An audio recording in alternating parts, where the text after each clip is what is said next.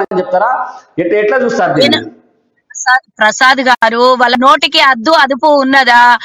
వాళ్ళని విమర్శిస్తే అంటే బీజేపీ ఒకటే కాదు కదా, కాంగ్రెస్ విమర్శిస్తుంది, ప్రజలు కూడా విమర్శిస్తున్నారు. ప్రజలు విమర్శలకు కూడా కంచెల్లో ఉమ్మేసుకున్నట్టు అంటే మీకు తెలంగాణ ప్రజలు ఓట్లేసి గెలిపించినందుకు తిన్న కంచెల్లో ఉమ్మేసుకున్నట్ట నాకు అర్థం కావట్లేదు. ఆనాడు తెలంగాణ కాంగ్రెస్ సోనియా గాంధీని కాళ్ళ పట్టే లాగే ప్రయత్నం చేస్తారు, కాళ్ళు మొక్కి లాగే ప్రయత్నం చేసినటువంటి ఈ కుటుంబ సమేతంగా వెళ్ళి కాళ్ళు మొక్కినారు గుర్తు లేదా?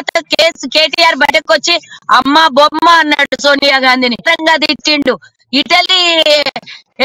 ఇటలీ అని తిట్టిండు, ఇష్టకొసంతా తిట్టిండు. అంటే ఆనాడు తెలంగాణ ఇచ్చినప్పుడు తెలంగాణ ఇచ్చింది ఎవరండి?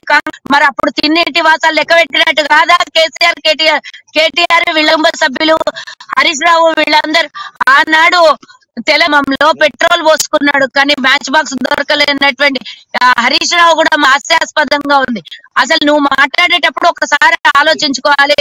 మొన్న ఓట్లు కావాలన్నాడు, అంతకు ముందేమో ఆంధ్ర ప్రజలు వండినటువంటి బిర్యానీ పానం పోల్చినటువంటి వీళ్ళు ఇప్పుడు ఆంధ్ర వాళ్ళు అంటే అందరు వచ్చి ఇక్కడ వాళ్ళ ఓటర్ ఐడీలన్నీ తెలంగాణకు మార్చుకోవాలండి. అంటే మీకు ఎంత వస్తే మీరు డబ్బిచ్చి పోషిస్తున్నారు అనే ఆలోచనలో ఉన్నారు తప్పించి పాపం పేదానికి తెలంగాణ సెటిలర్స్ పేదవాళ్ళు కూలీ చేసుకోవడానికి వచ్చిన వాళ్ళందరూ నువ్వు తెలంగాణలో దండుకునే ప్రయత్నం చేస్తున్నావు. ఆనాడు రాజకీయం చేసినాదా?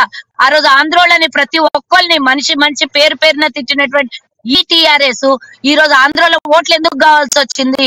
వాళ్ళు బతకడానికి ఎక్కడైనా అవకాశం ఉంటది, ఎక్కడ వెళ్ళడానికి సెటిల్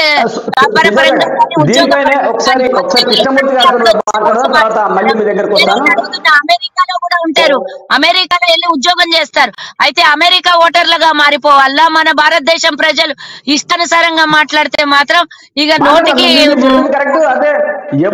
ఎవరు ఎంగిలి మెతుకులు తింటా ఉన్నారు, ఎవరు కంచంలో ఉమ్మేసుకొని తింటా ఉన్నారు అనేటువంటి విషయాన్ని